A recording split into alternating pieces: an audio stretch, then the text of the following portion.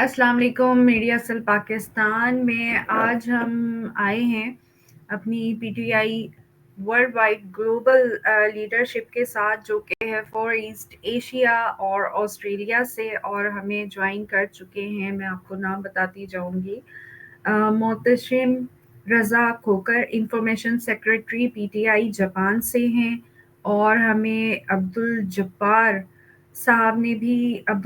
Bag साहब ने join कर लिया है। उनको मैं थोड़ी देर में स्टूडियो में ले लूँगी। प्रेसिडेंट पीटीआई साउथ कोरिया से ये हमें ज्वाइन कर रहे हैं, और मजहर वडाइज साहब हमें ज्वाइन कर चुके हैं।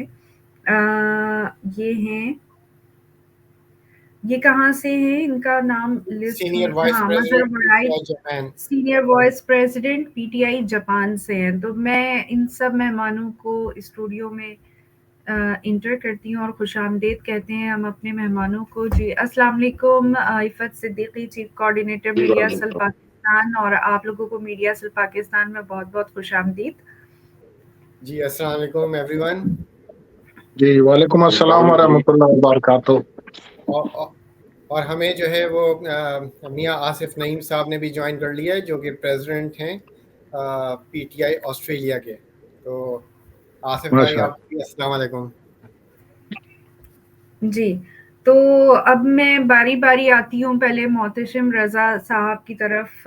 मोहतशिम साहब जापान से हैं। जी सर, पहले तो बताइएगा कि किस तरीके से पीटीआई में आए? पीटीआई से पहले किसी सियासी जमात से ताल्लुक़ रहा या नहीं रहा? थोड़ा-सा ये बताइएगा। खान साहब को किस तरीके से जॉइन किया? पीटीआई में क्या ऐसा नज़र आया?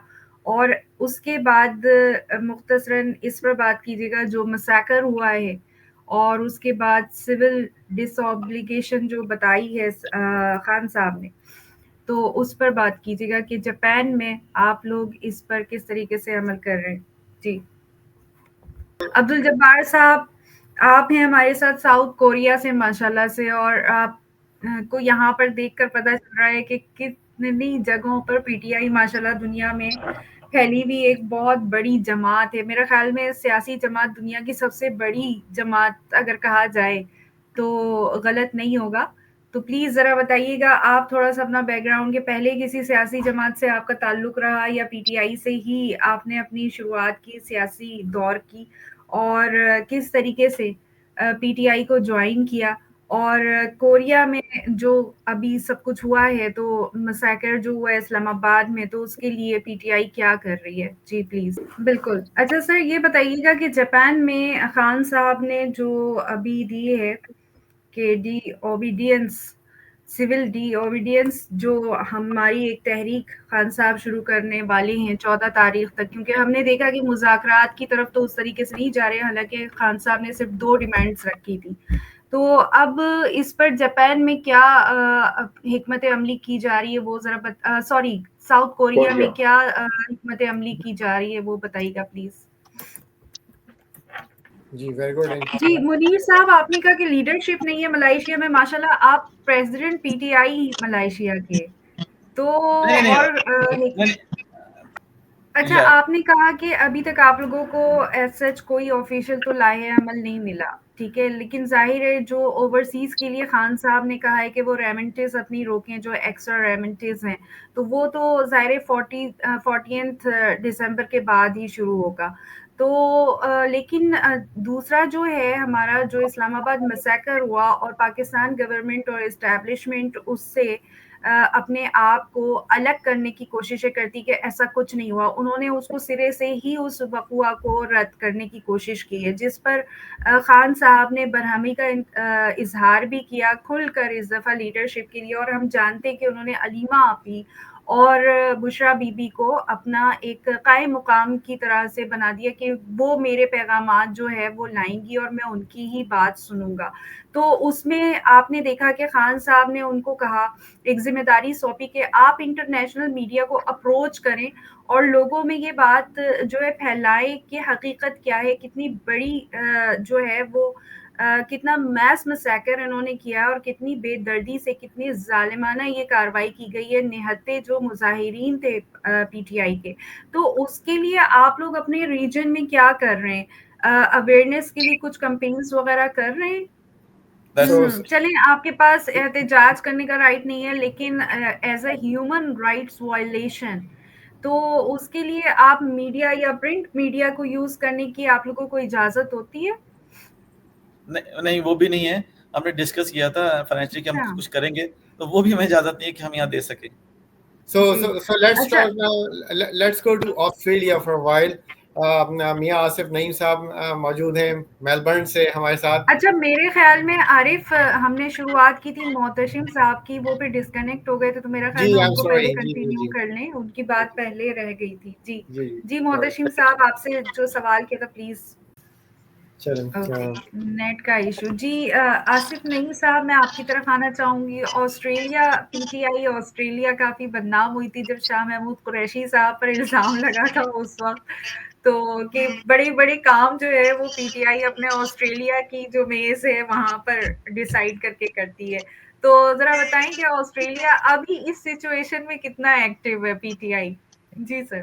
جی سر، یہی کہ ماشاء اللہ پی ٹی آئی آسٹریلیا جو ہے وہ بہت بدنام ہے ہماری اسٹیبلشمنٹ میں اور جو حکومتیں ہیں ان میں، کہ بڑی ایکٹیو رہتی ہے اور بہت ہی زیادہ جو ہے وہ معاون کردار ادا کرتی ہے. اور بڑے ہی مطلب میں نے بتایا کہ ہم نے سنا کہ شاہ محمود قریشی صاحب پر الزام لگا تھا کہ جی انہوں نے جو ساری کاروائیاں کی تھیں وہ آسٹریلیا جا کر جو ہے وہ مذاکرات کیے تھے، اس میں نام بھی آیا تھا.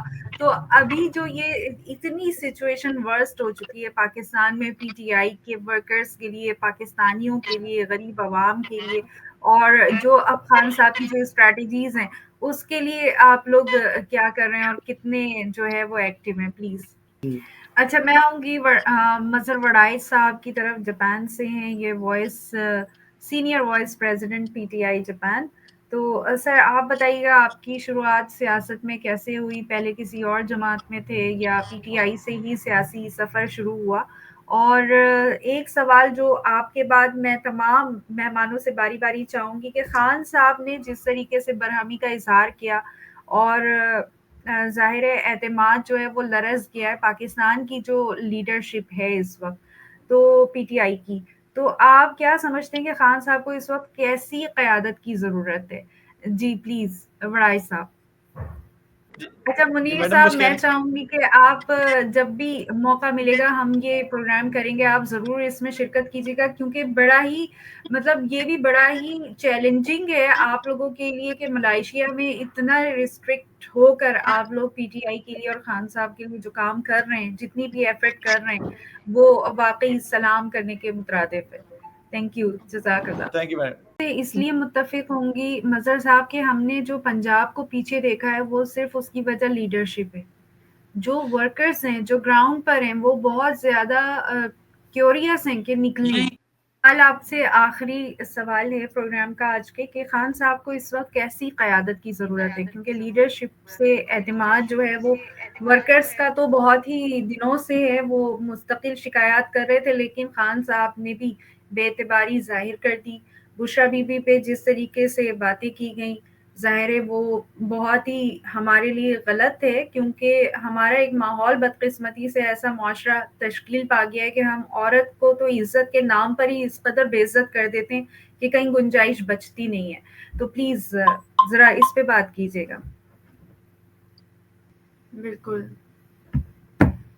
جی، بہت بہت شکریہ جبار صاحب آپ کا کہ آپ پروگرام میں آئے، اور انشاءاللہ فار ایسٹ ایشیا ہم اس کو کنٹینیو کریں گے انشاءاللہ، تاکہ پتہ چلے کہ فار ایسٹ ایشیا میں بھی پاکستان کے لیے کیا کیا ہو رہا ہے اور کیا کیا آپ لوگ جو کاوشیں کرتے ہیں وہ ہم کوشش کریں گے کہ پوری دنیا کے سامنے آئے. جی، تو یہ تھا ہمارا فور ایسٹ ایشیا اور آسٹریلیا کے ساتھ ایک تعارفی پروگرام تھا آج، کیونکہ پہلی دفعہ ہمارے پروگرام میں یہ کنٹریز جو ہیں پی ٹی آئی کی قیادت کے لیے اور ریپریزنٹ کرنے کے لیے شامل ہوئے تھے، تو اتنا تو ظاہر ہے ہم نے نہیں کوئی موضوع رکھا، بس ہلکی پھلکی ایک تعارف تھا کہ اب جیسے ہمارے سامنے آئے کہ ملائیشیا میں کتنی ریسٹرکشنز ہیں، مطلب انسان ایون یہ کہ خطبہ بھی اپنی مرضی سے نہیں دے سکتا، وہ بھی ان کو جو ہے وہ ملتا ہے حکومت کی طرف سے. تو ظاہر ہے یہ چیزیں آتی ہیں سامنے، ہم سمجھتے نہیں ہیں، جب ہمیں پتہ نہیں ہوتا تو ہم کہتے ہیں کہ یہ کمیونٹی کیوں اتنی خاموش ہے، یہ کمیونٹی کی طرف سے آوازیں کیوں نہیں آ رہی. جیسے مڈل ایسٹ سے جب ہم نے رابطہ کیا تھا تو پتہ چلا کہ مڈل ایسٹ میں کافی ریسٹرکشنس ہیں پی ٹی آئی کے لیے، ان کو کافی مشکلات ہیں کہ وہ میڈیا پر آ ہی نہیں سکتے. تو اسی طریقے سے جب ملاقاتیں ہوتی ہیں تو پتہ چلتا ہے اور لوگوں کے جو ہے وہ معلومات میں اضافہ ہوتا ہے، ان کو پتہ چلتا ہے کہ کہاں پہ کیا مشکلات ہیں، لیکن پھر بھی لوگ جو ہے وہ پاکستان کے لیے سوچتے ہیں، پاکستان کے لیے جتنا بھی کر سکتے ہیں وہ اپنے ادارۂ عمل میں رہتے ہوئے وہ سب کچھ کر رہے ہوتے ہیں. تو اسی کے ساتھ میرا خیال میں اب پروگرام ختم کرنا چاہیے.